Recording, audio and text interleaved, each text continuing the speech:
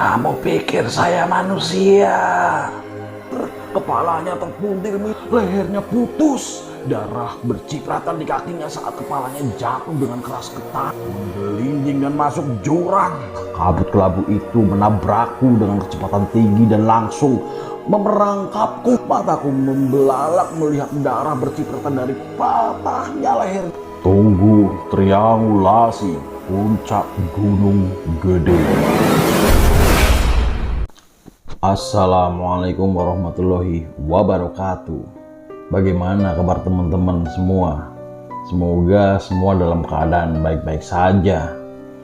Untuk teman-teman jangan lupa like, subscribe, dan tekan tombol loncengnya. Kembali lagi dengan kami, Sultan Prabu, dalam segmen Cerita Mistis Pendakian.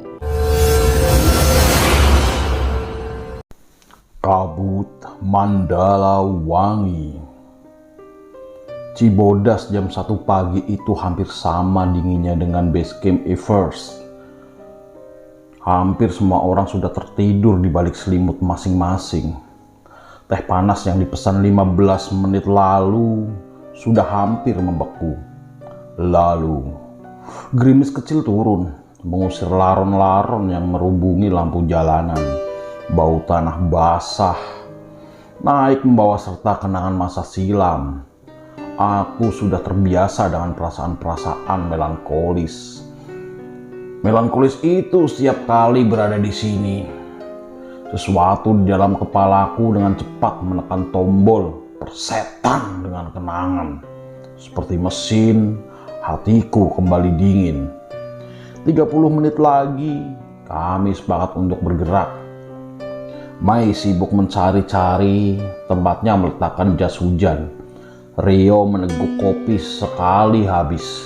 Dan Adi mematung memandangi jalanan yang basah oleh hujan. Asap rokok mengepul dari kedua sudut bibir. Lalu, tanpa berkata apa-apa, dia meraih tas ransel dan mulai berjalan dengan sedikit enggan. Kami mengikutinya dari belakang, kecepatan setengah jam. Protes Mei. Aku dan Rio mentertawakannya dan tiba-tiba panik karena masih belum juga menemukan barang yang ia cari. Sementara itu, Adi terus berjalan tanpa menoleh. Wajar jika dini hari ini dinginnya terasa hingga ke tulang. Tak biasanya kabut turun bebarengan dengan rintik hujan. Kami berjalan di antara warung-warung yang ada pada siang hari menjual souvenir di kiri dan kanan. Kiri dan kanan jalan. Warung-warung itu menutup rapat-rapat bilah kayunya sekarang. Kubayangkan si penjaga sedang berkemul dengan sarung di dalam sana. Satu-satunya warung makan yang masih buka saat subuh buta ini hanya menawarkan mie instan. Kami melewatinya tanpa menoleh dan tetap berjalan dalam diam. Rintik hujan berhenti ketika kami melewati dinding batu. Dinding batu kali yang ditempeli huruf-huruf besar bertuliskan "Selamat datang Taman Nasional Gunung Gede Pangrango". Kami agak melebak di sini, membiarkan kenangan indah masa 4 tahun lalu hadir. 4 tahun lalu, tepat pada tanggal ini, kami adalah remaja-remaja yang ceria dan antusias. Senyum lebar kami merekah dalam foto-foto yang salah satunya kami ambil di dinding selamat datang ini. Namun, itu adalah pendakian yang segera berubah menjadi malapetaka. Kami semua sudah mencoba mengikhlaskannya. Tetapi tetap saja tragedi itu meninggalkan trauma. Hari itu, Adi kehilangan suara dan senyumnya. Benar, rintik hujan sudah berhenti, tetapi mendung itu masih terus menggelayut di hati kami. Rio adalah pemimpin kami, baik 4 tahun lalu ataupun saat ini. Tak ingin terus terbuai, dia menepuk bahu kami, mengajak kembali berjalan. Adi yang setengah melamun tersentak, lalu mulai kembali melangkah. Sementara itu, Rio mengekor di belakangnya, disusul Mai dan aku. Pos pemeriksaan kami lewati begitu saja. Tidak terlihat satupun petugas yang tampak berjaga. Jalur pendakian Gunung Gede terhampar di depan kami. Tangga yang tersusun dari batu belah bagai karpet merah yang sengaja disiapkan hanya untuk kami. Bayangan-bayangan masa lalu berhamburan menciptakan diorama bergerak di mataku. Kulihat Rio yang marah-marah karena kami berjalan dengan luar biasa lambat. Lu semua ini manusia atau lintah? Jalan woi, bukan merayap. Astaga, Rio bersungut-sungut. Kami tertawa geli mendengar omelan Rio yang justru membuatnya semakin emosi. Perasaan sentimental itu hanya sekejap kurasakan. Bayangan keceriaan itu hilang melebur ke masa kini. Sekarang Rio sudah tak lagi pemarah seperti dulu. Tampaknya waktu 4 tahun cukup untuk mengubah kami.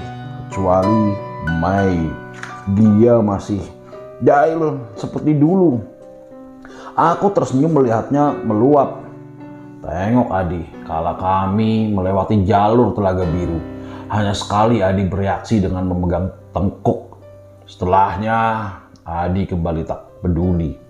Mai, aku mengerti dia merindukan saat-saat kami bersama seperti ini. Tanpa dia tahu, aku sering melihatnya menangis di tengah kegelapan. Aku tak pernah menghampirinya atau berusaha menghiburnya. Aku tahu janji yang kami ucapkan 4 tahun silam untuk kembali bersama mendaki gunung ini akan ditepati. Itulah waktu di mana Mai akan berhenti menangis dan kembali menjadi dirinya sendiri yang dulu. Janji itu adalah malam ini. Pos penyangcangan sudah terlewati.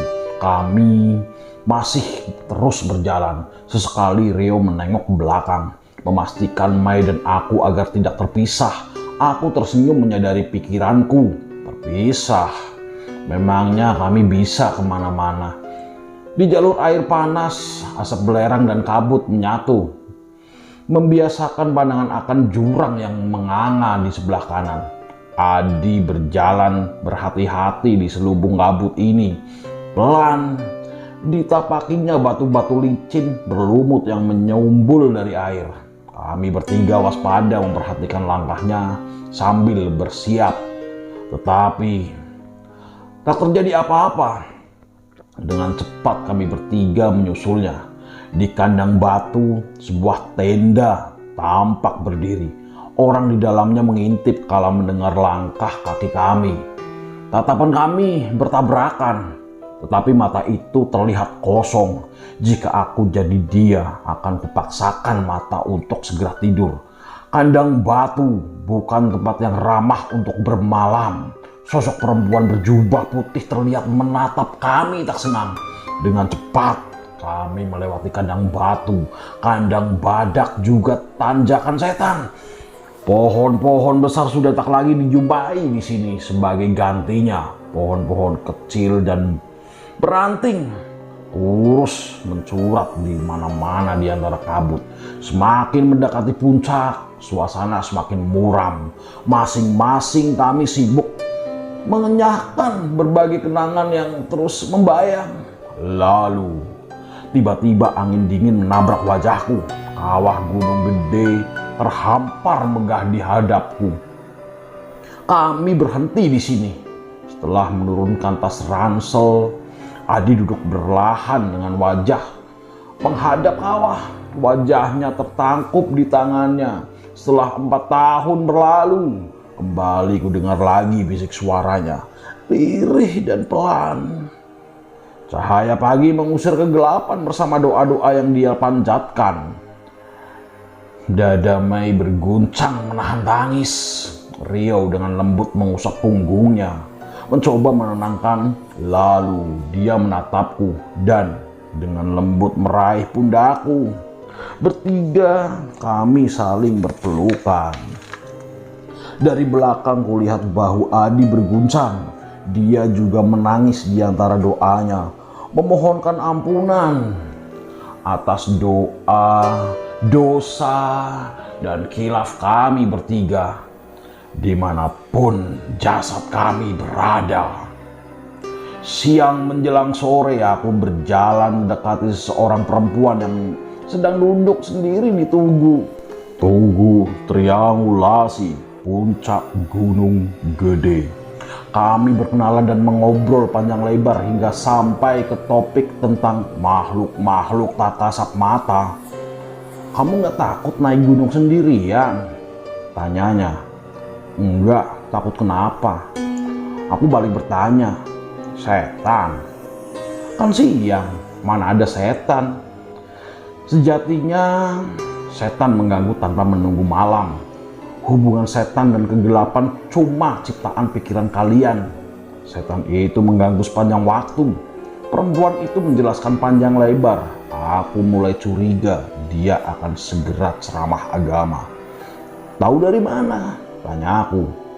Sekarang berusaha sopan. Dia tersenyum, lalu menatap mataku dan menjawab santai. "Kamu pikir saya manusia?" Butuh 2 menit untuk mencerna kalimatnya. Butuh 2 menit lagi untuk menyadari kepanikanku. Dan butuh lebih lama lagi untuk meredakan panik tadi. Dia masih duduk di tempatnya dan masih sama, tak berubah ke wujud apapun. Matanya masih terus memandangku, sedangkan bibir masih terus menyunggingkan senyum. Namun aura perempuan ini memang menciutkan nyaliku. "Jin?" tanya aku memastikan. Ada sedikit perasaan malu mendengar suara sendiri yang terdengar bergetar. Jelas dia menjawab ringan. Senyum itu masih belum hilang dari bibirnya. Angin yang naik dari tepi jurang memainkan poni rambutnya. Keheningan di antara kami membuat suasana semakin canggung. Aku bingung bagaimana harus bereaksi. Aku takut terlihat bodoh jika ini hanya prank. Bahkan aku lebih takut lagi jika ini benar. Perempuan ini jelas menikmati kebingunganku. Beberapa kali dia membetulkan letak duduknya atau menyibakkan rambutnya dengan gerakan mendadak seakan-akan ingin menguji reaksiku. Aku berusaha terus mengontrol kesadaranku dan menolak untuk panik. Di sebelah kananku adalah kawah raksasa Gunung Gede. Salah sedikit bisa celaka. Aku gelisah dan waspada. Andai dia berubah atau tiba-tiba melakukan gerakan yang berbahaya. Akan tetapi dia tetap di sana, diam dan tersenyum. "Kamu nggak lari?" mendadak dia bertanya. "Kenapa harus lari?" Aku balik bertanya sambil berusaha menebak ke arah mana pertanyaannya. "Kan kamu sudah tahu kalau aku jin, kenapa nggak lari?" "Tapi kamu kelihatan baik." Aku menjawab ragu. Tampak sedikit rona kecewa di wajahnya setelah mendengar jawabanku. Dia kembali membetulkan letak duduknya. Kali ini dia langsung memandangku. Jin itu seperti manusia, ada yang baik dan banyak juga yang jahat. Dia menjelaskan, suaranya tetap lembut dan tenang. Lalu kembali dia meneruskan, "Kamu gak baca-baca apa gitu?" Aku tertegun mendengar pertanyaannya. Pertanyaan yang sama juga aku tanyakan pada diriku sendiri. Walau tentu aku langsung tahu jawabnya. "Nggak hafal." "Sayang sekali," katanya. Kenapa?" tanya aku mulai sedikit khawatir. Alih-alih menjawab, dia hanya tersenyum dingin. Lagi-lagi keheningan yang aneh menyeliputi kami. Aku mengutuki diri yang berani-beraninya mendaki sendiri ke sini. Sekarang inilah yang kuhadapi. Sekian detik berlalu. Dia masih duduk diam di sana. Angin lembah kembali meniup rambutnya. Lalu sesuatu mengetuk kesadaranku. Tak salah lagi, ini pasti cuma prank murahan. Di situ tempat di sekitar sini pasti ada kamera yang sedang merekam reaksi bodohku. Kewaspadaanku hilang, digantikan amarah. Perempuan sakit jiwa ini mempermainkanku. Dia tersenyum melihat perubahan sikapku. Senyum itu membuat darahku kian mendidih. Dia jelas tampak menikmatinya. Tak lama, dia mulai terkekeh-kekeh dengan suara aneh. Suasana puncak gunung gede berubah beku. Semua mendadak hening. Itu adalah keheningan yang ganjil. Akan tetapi aku terlambat menyadarinya. Dengan matanya yang masih menatapku, kepala perempuan itu terlihat bergetar aneh dan semakin miring dengan posisi ganjil. Kedua tangan menginjakkan kakiku di samping tubuhnya. Tubuhku membeku melihat perubahan itu. Sedangkan kaki terasa tertancap di tanah. Kalau aku lihat pelan-pelan kepalanya kepalanya terpuntir miring, lalu bersamaan dengan suara tulang retak, lehernya putus, darah bercipratan di kakinya saat kepalanya jatuh dengan keras ke tanah. Lalu seakan-akan dengan gerakan lembut, perlahan lambat menggelinding dan masuk jurang, meninggalkan hanya tubuh tanpa kepala di posisi semula. Mataku membelalak melihat darah bercipratan dari patahnya lehernya. Seorang songgok tulang patah mencuat di tempat yang seharusnya adalah sambungan kepala. Aku mematung melihat semua kejadian itu tanpa berkedip. Tiba-tiba tubuh tanpa kepala itu bergerak maju dan menembus tubuhku sebelah sebelum aku mampu bereaksi apapun. Lalu gelap. Seakan-akan baru terbangun dari tidur. Sinar matahari sore terasa menusuk saat aku membuka mata. Aku masih berdiri di tempat dan waktu yang sama. Angin semilir membelai wajah, menenangkan rasa bersalahku dan seakan-akan mengajakku berdiam lebih lama di titik tertinggi gunung gede ini. Ada sensasi lucu saat kusandarkan punggung ke tubuh triangulasi. Sebuah rasa yang tak biasa, tetapi aku suka. Sesungguhnya aku masih betah berlama-lama di sini. Akan tetapi sudah saatnya aku pergi. Selimut malam sudah turun sepenuhnya saat aku melangkah menyusul alun-alun timur surya kencana. Langit malam dipenuhi bintang tanpa ada awan sedikit pun. Tampaknya malam ini akan dingin luar biasa. Para pendaki terlihat sibuk mempersiapkan makan malam di sekitar tenda masing-masing. Beberapa menyapa aku, mempersilahkan mampir yang hanya aku balas dengan senyuman. Tujuanku sudah dekat, 2 tenda merah yang berdiri paling ujung. Ke puncak lagi. Lain kali jangan jalan sendiri. Rio menyambutku dengan omelannya seperti biasa. Aku hanya tersenyum menanggapi ocehannya. Buatku kekhawatirannya terlalu berlebihan. Lagi pula saat ini, apa yang harus dikhawatirkan? Tadi ada perempuan di puncak, kita ngobrol-ngobrol biasa. Aku membuka suara karena Rio terus menatap seakan-akan meminta alasan.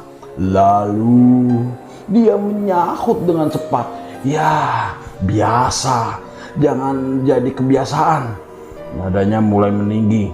Dia selalu saja berpikir jika aku masih jadi tanggung jawabnya. Sejak dulu, Riau selalu begitu. Untunglah tenda pendaki lain tak ada yang berdiri di dekat kami. Pasti aneh jika ada yang melihatku berbicara sendirian. Mau menunggu sampai kapan? Berapa lama lagi, Rio? Kalian boleh saja diam dan menunggu. Tapi aku gak mau. Ini caraku.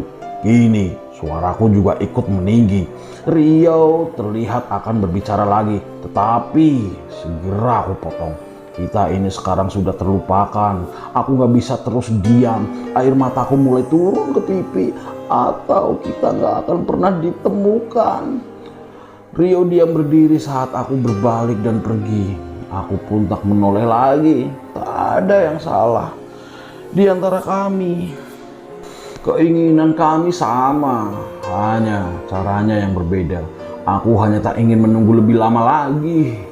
Angin dingin membelai wajah, memainkan rambutku dan mengiris hatiku.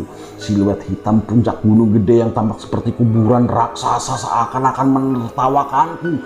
Hatiku bergetar saat sebuah lagu yang sangat kukenal sayup-sayup terdengar dari salah satu tenda yang kulewati. Bibirku refleks ikut bernyanyi bersama. Milli Vanilli. di refrain lagu yang rasanya pas dengan keadaanku saat ini.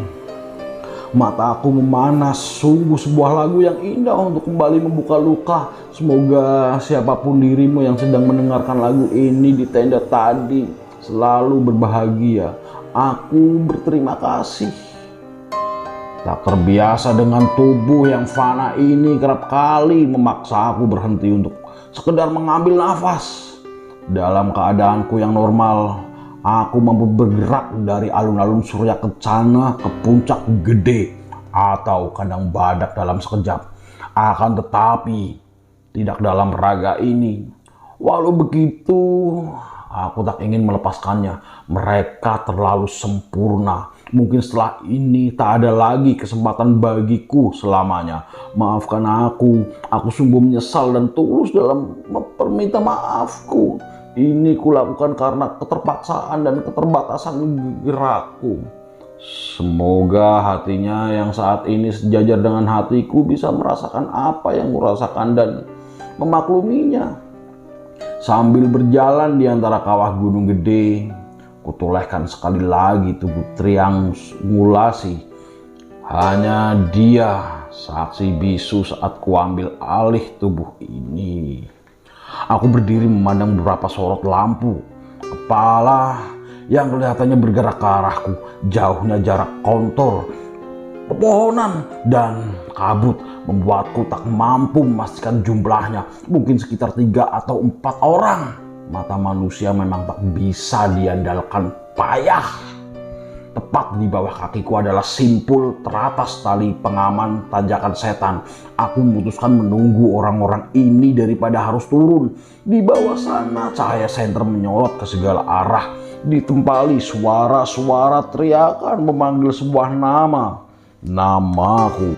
Ketika suara-suara itu kian mendekat, barulah bisa kupastikan jumlahnya. 2 orang laki-laki dan 1 perempuan. Aku tersenyum melihat wajah kekhawatiran perempuan itu. Kenapa tidak meminta bantuan pendaki lain? Kenapa hanya bertiga?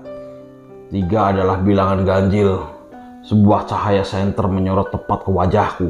Disusul teriakan-teriakan dan ucapan-ucapan puji syukur. Suara-suara panik bercampur lega. Ditambah suara tangisan perempuan bergerak naik ke arahku.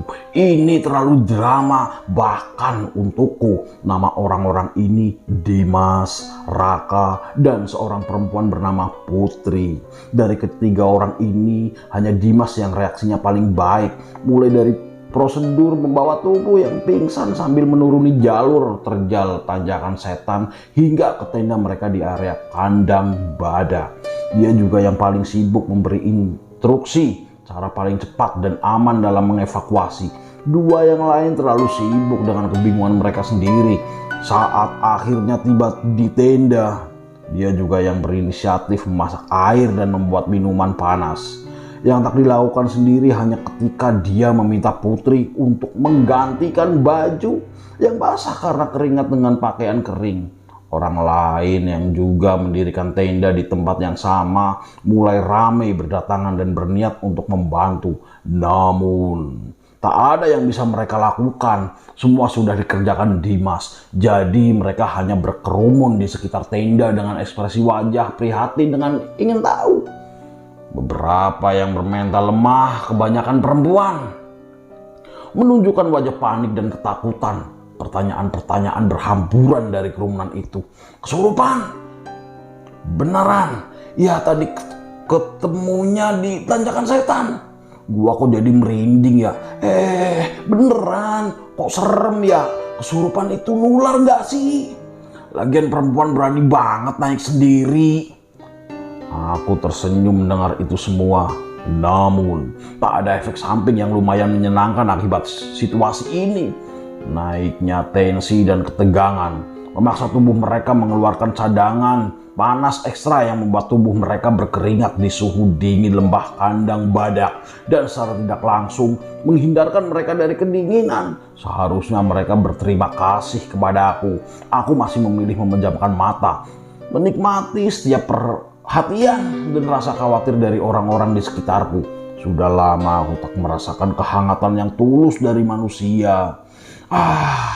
Manusia Tidakkah kalian sadar bahwa keramahan, senyum tulus, dan kehangatan kalian adalah sesuatu yang indah? Mengapa harus menunggu bencana untuk menghindarkan itu semua?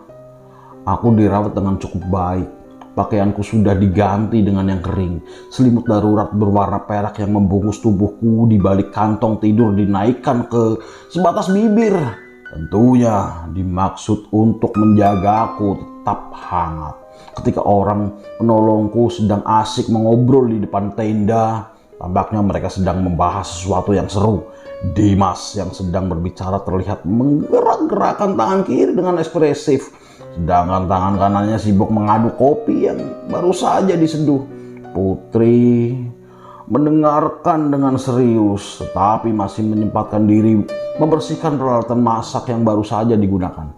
Sementara itu, Raka dengan mata mengantuk dan setengah rebahan mendengarkan cerita dengan gestur acuh tak acuh. Memang selalu ada idiot pemalas dalam sebuah kelompok.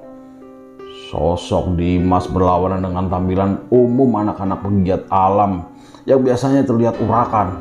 Rambutnya rapi dengan belahan pinggir, wajahnya yang persegi cocok sekali dengan pipi tirusnya. Secara umum dia lebih mirip eksekutif muda yang biasanya warawiri di daerah Sudirman. Melihat caranya menguasai diskusi, gerak tangannya dalam mengekspresikan yang sedang dia bicarakan mengingatkanku kepada Rio. Dulu sesekali kami pun mendirikan tenda di tempat yang sama. Aku masih ingat debat-debat panjang hingga larut malam kami sejak dulu. Rio sudah menyebalkan, selalu memaksakan pendapat, menganggap dirinya yang paling benar sendiri. Egosentris. Namun setelah tragedi itu, dia lebih banyak diam walaupun masih tetap menyebalkan. Lalu Raka, dia lebih mirip Adi dalam beberapa hal, tipikal follower. Dia banyak bicara dengan kemalasan yang luar biasa. Dan lihatlah ini, obrolan tengah malam Rio, Mei, dan Adi versi masa kini. Mendaki gunung itu berbahaya, resikonya tinggi, makanya kita sebaiknya mendaki sekelompok. Itu dimaksudkan untuk meminimalisir resiko yang tidak perlu. Jadi salah besar yang masih saja mendukung dia naik sendirian ke puncak. Perempuan lagi. Suara Dimas terdengar berapi-api. Melihat kedua pandangannya tampak tak akan berbicara. Dia kembali meneruskan, selagi di kota silahkan saja kalau mau sok jago. Tapi di gunung jangan coba-coba. Kalau terjadi apa-apa, orang lain juga yang bakalan repot. Raka mengangguk-ngangguk setuju. Repot kayak kita barusan dong ya. Ya itu, Dimas mengiyakan. Dia sih enak aja pingsan. Kita yang babak belur. Oh, ternyata sedang membahas diriku. Menarik juga. Iya sih, lagian berani banget naik sendiri. Aku ketinggalan sendiri aja bisa nangis. Putri membeo, pendapat Dimas. Jangan ya Put. Kalau gua atau Raka nggak bisa, mendingan lu tahan dulu. Jangan maksain jalan sendiri, bahaya. Intonasi Dimas terdengar serius. Putri mengangguk-angguk dengan cepat. Aku tersenyum mendengar obrolan itu. Benar-benar tipikal anak gunung.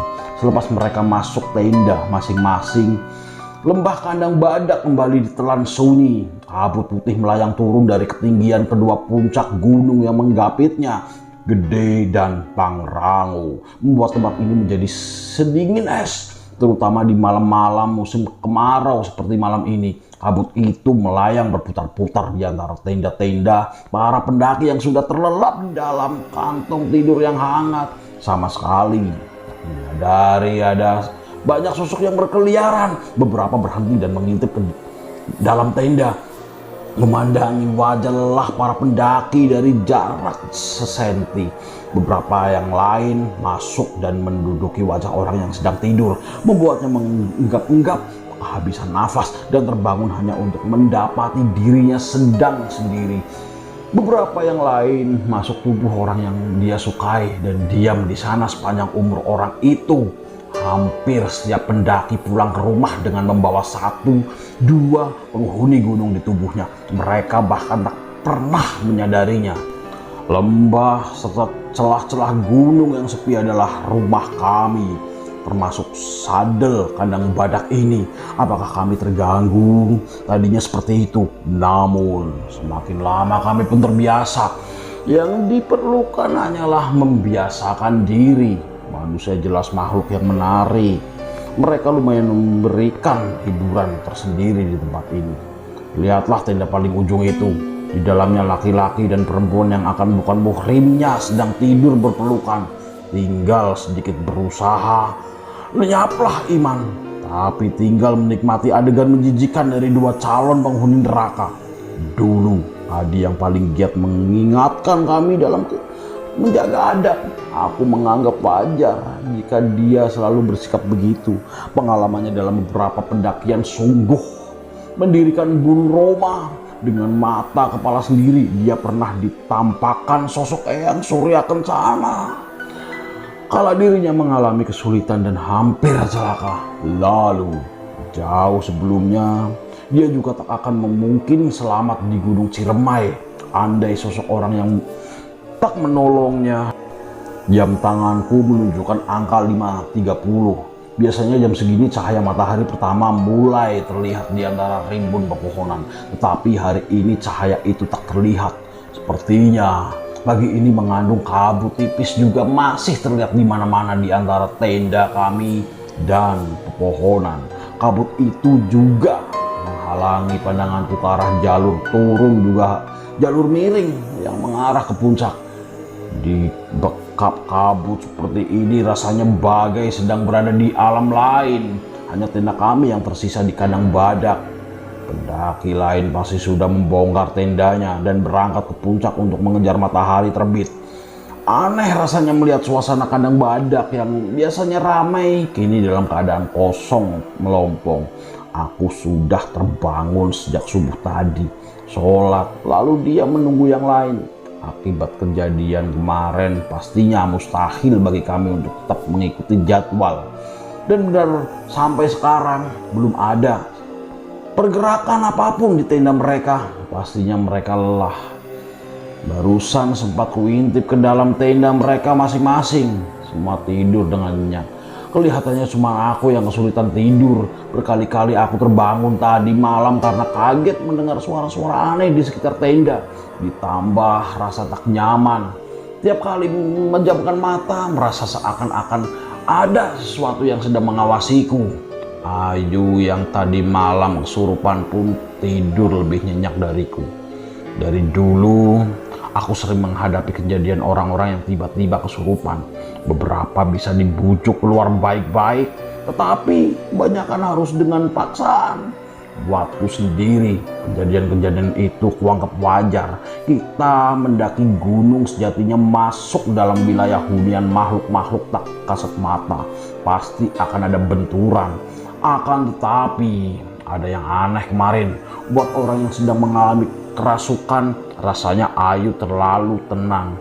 Tidak ada teriakan-teriakan, tertawa-tertawa gila, atau tangisan. Dia hanya diam sambil mengawasi kami. Setelah jam berlalu, tampaknya matahari benar-benar tak muncul pagi ini. Alih-alih menghilang, kabut justru makin menebal, membuat suasana justru semakin gelap dan muram. Matahari hanya terlihat seperti bercak kelabu di langit. Cahayanya tak mampu menembus selimut kabut ini. Ada sesuatu yang bergerak di bayangan gelap pepohonan di depanku. Dengan seksama aku perhatikan gerakan-gerakan aneh itu. Sepertinya gumpalan kabut yang lebih tebal dan kelabu. Aku sering melihat fenomena ini di Gunung Salak. Kabut tebal yang turun bagai ombak. Sekarang kabut itu menerjang langsung ke arahku. Walau sering mengalami, aku tetap tak pernah terbiasa. Kabut kelabu itu menabrakku dengan kecepatan tinggi dan langsung memerangkapku dalam penjara kelabu. Aku terkejut saat menyadari berapa tebalnya kabut ini. Bahkan aku tak mampu melihat kakiku sendiri. Akan tetapi dia hanya melewatiku sebegitu saja.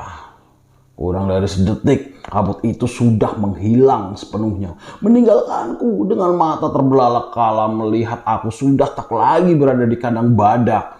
Tempat ini asing sama sekali, seperti lumpuh. Aku tak mampu menggerakkan kaki, tangan, dan leherku. Kemudian lama-lama telingaku mendengar suara percikan air. Awalnya samar, tetapi seakan-akan ada yang sedang memutar tuas volume. Suara itu semakin terdengar jelas. Itu adalah suara air terjun. Setetes air terjun di dahi dan rambutku. Lalu hujan gerimis turun. Campuran suara air terjun dan bau tanah yang dihasilkan gerimis menenangkan hatiku. Tirai berangkat. Tirai terangkat dari mataku, memperlihatkan air terjun di hadapan. Air terjun itu kira-kira setinggi 13 meter.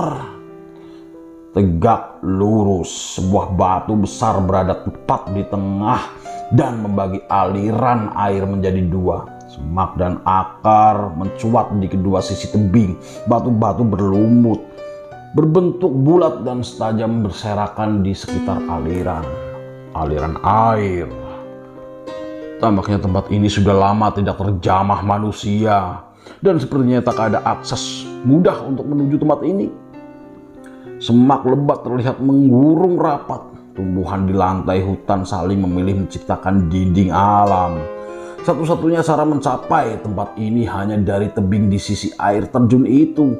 Kemudian telingaku menangkap suara pelan-pelan, sesekali hingga nyaris tak terdengar di antara gemuruh air terjun. Namun itu jelas suara manusia. Suasana yang remang-remang menyulitkanku untuk menemukan sumber suara tersebut. Aku pun tak dapat memastikan apakah itu suara erangan atau suara tangisan.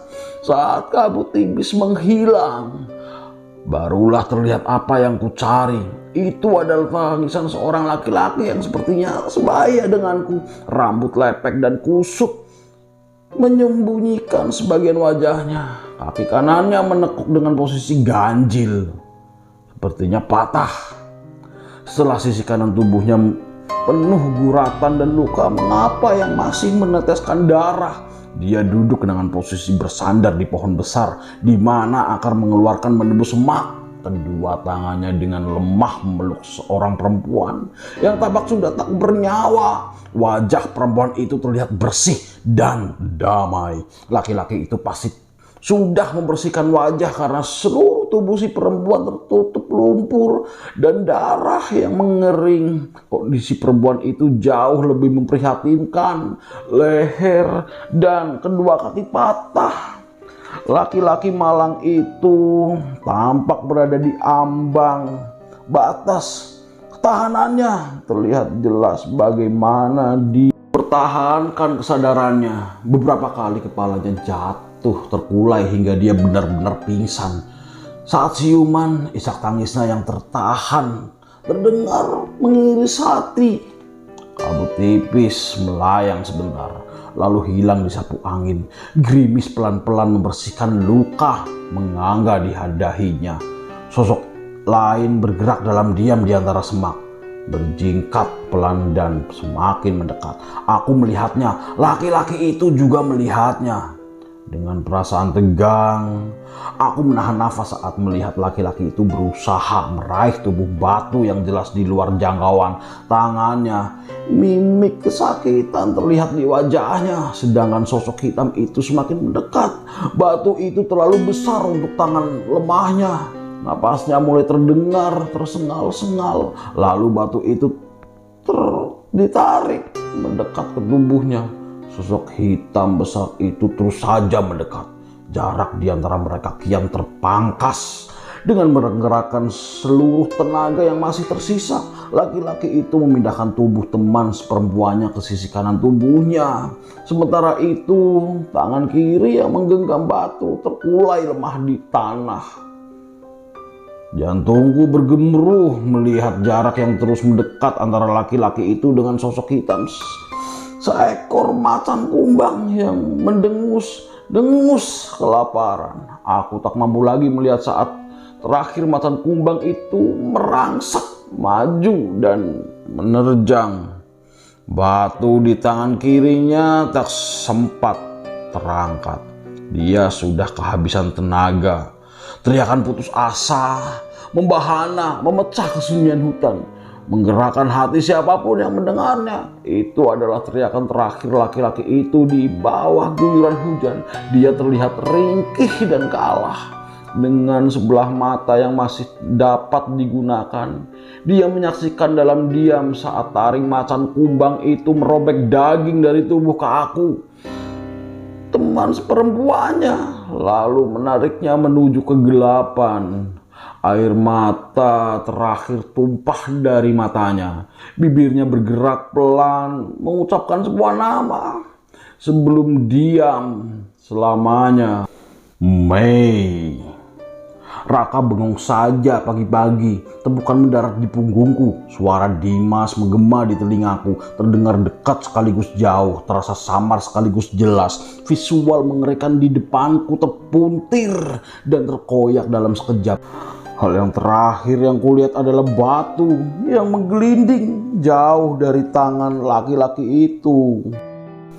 Tepukan barusan menyadarkanku sekaligus menyeret keberadaanku ke tempat semula. Seluruh kabut kelabu itu hilang dan mengembalikanku di kandang badak. Mataku basah, dadaku turun naik menahan tangis. Mungkin saja wajahku pucat karena bayangan nasib buruk laki-laki tadi terus bermain di benakku. Dimas memegang bahuku, menyadari ada yang aneh pada diriku. Lu kenapa? Aku memaksakan diri bersikap biasa seakan-akan tak terjadi apa-apa dan tersenyum. Gak apa-apa. Bohong. Aku jauh dari keadaan tidak apa-apa. Pemandangan mengerikan tadi masih menari di mataku. Ekspresi putus asa laki-laki itu, jejak darah saat macan hitam menyeret sosok tubuh Kaku. Jiwaku sedang terguncang. Butuh waktu beberapa menit bagiku untuk kembali menguasai diri dan menenangkan gemuruh jantungku. Ribuan pertanyaan langsung memberondong benakku. Apa yang terjadi? Siapa mereka? Di mana kejadiannya? Apakah itu kejadian nyata? Kenapa aku? Tepukan kembali kurasakan di tubuhku. Dimas tersenyum. Makan dulu yuk. Ayu sudah kembali seperti sedia kala. Dia sungguh tak ingat apapun yang dialami tadi malam. Ingatan terakhirnya adalah bertemu perempuan yang kepalanya menggelinding masuk jurang. Ajaibnya, dia tak terlihat trauma sama sekali. Dengan tenang, dia menceritakan setiap detail tentang penampakan itu kepada Putri yang terus-menerus bertanya ingin tahu. Dimas berkali-kali meminta mereka diam dan meneruskan makan sebelum dingin. Sambil sarapan, Dimas mengumumkan perubahan rencana. Dia memutuskan lebih baik langsung turun hari ini juga karena rencana ke puncak dan bermalam lagi di alun-alun Surya Kencana dibatalkan. Putri langsung terlihat lemas mendengarkan pembatalan itu. Hanya dia satu-satunya di antara kami yang belum pernah menyentuh puncak gede. Namun Ayu yang biasanya dia menolak rencana itu mentah-mentah. Adu argumen mewarnai acara sarapan kami. Mataku berganti-ganti menatap kedua orang itu berdebat. Aku merasakan sesuatu yang ganjil. Hanya saja aku tak mengerti di mana letak keganjilannya. Seperti setiap perdebatan, kali ini pun berujung tanpa hasil. Ayu dengan berani mempersilahkan Dimas jika mau turun. Lalu dia akan tetap pada rencana semula yang dibalas Dimas dengan ancaman. Jika perlu, Dimas akan menyeret Ayu hingga Cibodas. Putri jelas berharap banyak pada sikap keras kepada Ayu. Sementara itu, aku tak terlalu mengambil pusing. Jika keputusannya tetap muncak atau balik kanan, aku akan ikut saja. Lagi pula, pikiranku masih dipenuhi oleh penglihatan tadi. Apakah mereka salah satu kasus pendaki yang hilang dan tak pernah ditemukan? Aku terus bergidik tiap teringat taring besar. Binatang buas menembus daging dan merentangkan tulang perempuan itu. Kurasa laki-laki malang itu juga mengalami nasib yang sama. Lamunanku teralihkan saat perdebatan dua orang itu makin meruncing. Aku hampir saja angkat bicara. Namun mataku menangkap satu lagi keganjilan lain. Perlahan muncul garis putus-putus berwarna merah di leher Ayu juga di beberapa bagian tubuhnya. Garis sama juga terlihat di tempat yang berbeda di tubuh Dimas. Aku makin terkejut pada Putri memiliki tanda yang sama. Garis itu ada di seluruh tubuhnya, saling tumpuk hingga terlihat seperti bercak merah. Garis apa itu? Sekarang Ayu menyadarinya juga. Dia melihat dengan ekspresi ketakutan, tanda yang muncul di mana-mana di tubuhnya. Dengan panik, dia membolak-balik kedua tangannya, seakan-akan menyadari sesuatu. Matanya mulai basah. Dimas hanya melirik sekaligus sekilas ke tangan kanannya, seakan-akan tak peduli. Bahkan Putri sama sekali tak menyadari hal itu. Saat air matanya tumpah, ekspresi di wajahnya berubah datar. Matanya terlihat kosong, lalu mendadak tanpa apa-apa Ayu terbalik dan lari masuk hutan di belakang pondokan kandang badak, di mana refleks mengejarnya. Diikuti Putri, suara tangisan Ayu terdengar dekat, namun sosoknya tak terlihat karena rapatnya hutan. Semakin jauh mengejar aku, semakin ketinggal. Lantai hutan yang tertutup semak memperlambatku. Kawasan hutan tinggi seperti ini terlalu berbahaya untuk bergerak tanpa pengetahuan area medan. Jurang yang dalamnya puluhan meter dapat dengan mudah tak terlihat karena tertutup lapisan semak. Menyadari jalur umum pendakian sesungguhnya adalah sebuah punggungan yang artinya di kanan kiri adalah lembah. Aku gemetar ketakutan. Perasaan takut itu yang memperlambatku. Sambil mengistirahatkan nafasku yang mengap-ngap, pandanganku berkeliling mencari sedikit saja jejak mereka. Tak ada gerakan apapun, bahkan tak ada suil pun ranting yang patah. Aku kehilangan jejak. Barusan menenangkan gemuruh jantung, aku diam dan mengedarkan pandang mencoba menginterogasi keberadaanku. Tak hanya kehilangan jejak, kemungkinan paling buruknya aku tak mampu menemukan jalan kembali. Aku berjongkok, mengistirahatkan kaki dan berusaha tidak panik. Ini situasi serius, namun sulit sekali mengingat pelajaran yang aku baca di diktat dalam kondisi seperti ini. Pikiranku terus-menerus mengajak berpikir tentang berbagai keganjilan situasi sejak kemarin. Apa yang membuat garis merah itu muncul di seluruh tubuh teman-temanku? Garis itu tak ada sedikit pun padaku. Apa yang membuat Ayu lari? Penampakannya pagi tadi, juga kejadian Ayu malam sebelumnya. Rasanya bagaikan melihat kepingan puzzle yang berantakan. Aku mendongakkan kepala mencoba melihat cahaya mentari yang menembus rapatnya atap hutan. Aku juga menyadari lumut yang tumbuh di batang-batang dan sadar arah mana yang itu tunjukkan. Hanya saja aku tak mampu menebak di mana arah kandang badak. Mungkin lebih baik jika terus bergerak ke tempat yang hutannya tak terlalu lebat agar bisa melihat puncak gede atau puncak Pangrango sebagai acuan arah. Puncak gede atau puncak Pangrango sebagai acuan arah. Dengan ekstra hati-hati aku mulai bergerak. Semak tertinggi setinggi dada langsung menghalangi langkah dan mengajakku berpikir ulang tentang keputusan bergerak tadi. Butuh waktu untuk meyakinkan diri agar tetap berjalan. Memang lebih aman untuk berdiam diri, tapi aku tak akan sanggup tetap menunggu sementara waktu terus berjalan. Lagi pula, menunggu apa? Aku ragu pendaki lain di kandang badak tadi memperhatikan kami tadi. Tim SAR, situasiku belum dapat dikategorikan darurat. Dimas, Ayu, dan Putri. Jujurnya, aku bahkan tak yakin mereka adalah dirinya sendiri. Pikiranku terhenti kala merasakan perih di tangan. Alang-alang berdaun tajam mengiris kulitku yang tak dilindungi pakaian.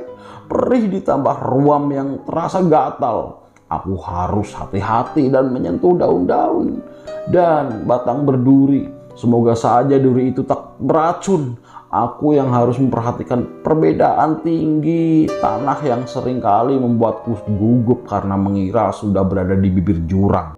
Tanpa mampu melihat lantai hutan, yang dapat kulakukan hanya mengobservasi kemiringan pohon dan semak di area yang akan kulalui, juga mengandalkan insting yang jelas tak terasa untuk menghindari jurang tak terlihat. Aku sungguh merasa tak berguna ketika akhirnya alang-alang memendek hingga sebatas pinggang. Mataku tertumpuk pada dua buah pohon yang berdiri berjajar dan terlihat kembar. Di tengah vegetasi yang hampir serupa, sangat mungkin terdapat dua pohon dengan rupa yang sama. Namun, melihat letak berdirinya, aku teringat kejadian di Gunung Prau, juga di Gunung Slamet. Lalu melihat kejadian aneh akhir-akhir ini, bukan tak mungkin jika langkahku memang sengaja diarahkan ke sini. Gerbang gaib Gunung Gede.